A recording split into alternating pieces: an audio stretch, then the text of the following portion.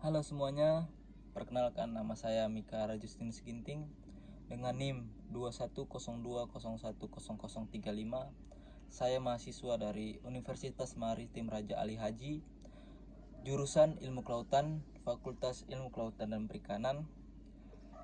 Baiklah, saya langsung saja. Di sini saya akan mempresentasikan mengenai sistem pencernaan dan makanan ikan. Baik, apa itu sistem pencernaan? Pencernaan merupakan proses yang berlangsung secara terus-menerus, bermula dari pengambilan makanan dan berakhir dengan pembuangan sisa makanan. Sistem pencernaan ikan dimulai dari mulut, rongga mulut, faring, oesophagus, lambung, pylorus, usus, rectum, dan anus.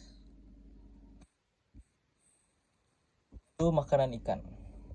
Makanan ikan merupakan campuran dari berbagai bahan pangan, baik nabati maupun hewani, yang diolah sedemikian rupa sehingga mudah dimakan dan dicerna, sekaligus merupakan sumber nutrisi bagi ikan yang dapat menghasilkan energi untuk aktivitas kehidupannya. Lalu di sini ada gambar di sini ada hati, esophagus, pyloric iseum, lambung, usus, pankreas, dan anus. Sistem pencernaan dan makanan cephalopoda. Sistem pencernaan makanan pada kelas cephalopoda ini terdiri dari rongga mulut, faring, esophagus, lambung, intestin, rectum, dan anus. Pada kelas cephalopoda terdapat kelenjar pencernaan yang terdiri dari kelenjar ludah, pankreas, dan hati. Lalu makanan dari cephalopoda ini yang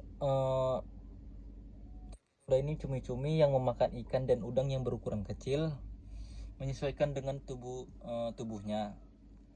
Lalu ada juga jenis gurita yang memakan hewan laut seperti udang, ikan, dan cumi-cumi. Lalu ada juga kerang. Lalu ada juga jenisnya itu sotong, merupakan hewan yang seperti kepiting dan ikan kakap. Lalu di situ ada gambar dari cumi-cumi, ya. Ada tangan, taring, mata, hati, anus, rectum, esophagus, lalu insang lambung, cangkang dalam, anus, rectum, kantong tinta, ginjal, jantung, dan ovarium. Lalu ada sistem pencernaan dan makanan krustasea. Sistem pencernaan dari krustasea adalah saluran yang dimulai dari mulut pada bagian depan arterior sehingga anus pada bagian belakang atau posterior bagian mulut terletak di bagian anterior tubuhnya. Sedangkan esophagus, lambung, usus, dan anus terletak di bagian posterior. Hewan ini memiliki kelenjar pencernaan atau hati yang terletak di kepala dada di kedua sisi abdomen. Lalu makanan krustasea ini bisa berupa bangkai hewan kecil, plankton, alga, dan ganggang. Di situ juga ada gambar dari krustasea, ya, itu udang. Nah, banyak situ ada ganglion, anus, arteri, saraf, sekum, saluran telur, mulut, lalu kelenjar hijau. Lalu ada sistem pencernaan dan makanan reptil laut.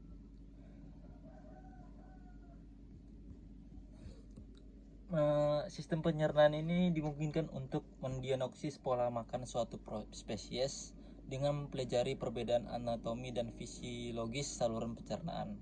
Hal ini terbukti ketika berbagai jenis lambung dan usus dengan panjang berbeda diamati, dan kadang-kadang struktur ini dapat digunakan dalam sistematika. Lalu jenis makanan dari reptil laut ini bervariasi tergantung spesies dan lingkungan di mana mereka tinggal. Makanannya. Di situ juga ada gambar dari penyu, ya. Di situ ada esophagus, trakea, jantung, karapaks, hati, paru-paru, perut, usus, pankreas, ovarium, plastron, kandung kemih, plektrum, kloaka, lalu yang terakhir ada ekornya. Itu sistem pencernaan dan makanan moluska. Ada sistem pencernaan dari moluska itu pertama dari mulut, lalu kerongkongan, lambung, usus, dan anus. Sistem pencernaan ini memungkinkan moluska untuk mencerna berbagai jenis makanan, baik tumbuhan maupun hewan. Lalu beberapa jenis moluska seperti siput dan kerang memiliki gigi yang digunakan untuk mengunyah makanannya. Sedangkan pada jenis moluska yang lain seperti cumi-cumi dan gurita memiliki paru-paru dan insang sebagai bagian dari sistem pencernaan mereka. Lalu makanan dari moluska ini hewan filter feeder, yang berarti mereka memakan partikel organik yang ada di air seperti plankton gitu. Contohnya ada kerang dan tiram, sementara itu moluska lainnya seperti cumi-cumi dan keong merupakan pemangsa aktif yang memakan ikan kecil, krustasea, dan bahkan moluska lainnya. Jadi, jenis makanan yang dimakan oleh moluska ini dapat bervariasi luas tergantung pada spesiesnya. Lalu ada sistem pencernaan dan makanan cetacea. Pencernaan cetacea telah berkembang secara unik untuk memenuhi kebutuhan mereka sebagai hewan laut yang besar dan aktif. Yang pertama dari mulut, gigi, kerongkongan, lambung, usus besar dan halus. Dan lalu ada anus. Juga ada gambar tuh dari lumba-lumba ya. Makanan dari cetacea ini hewan kecil seperti udang, atau hewan yang makan ini dapat makan hingga kedalaman 100 meter. Bila hewan ini diburu dengan harpun dapat mencapai kedalaman 500 meter ke bawah laut. Lumba, ikan, dan cumi-cumi. Lumba-lumba ini bisa makan ikan dan cumi-cumi. Gitu. Itu adalah makanan utama dari lumba-lumba. Jadi ada juga, baiklah kesimpulannya, makanan yang dikonsumsi oleh hewan laut memengaruhi sistem pencernaan mereka yang beragam. Pencernaan adalah proses penyederhanaan makanan melalui mekanisme fisik dan kimiawi sehingga mudah diserap dan disebarluaskan ke seluruh tubuh melalui sistem peredaran darah. Sistem pencernaan terdiri dari organ yang bertanggung jawab untuk pengambilan makanan, prosesnya, dan penyediaan bahan kimia. Selain itu, sistem ini juga menangani pengeluaran sisa makanan yang tidak tercernakan dari tubuh. Itulah mengenai sistem pencernaan dan makanan ikan. Sekian dari saya izin pamit, terima kasih.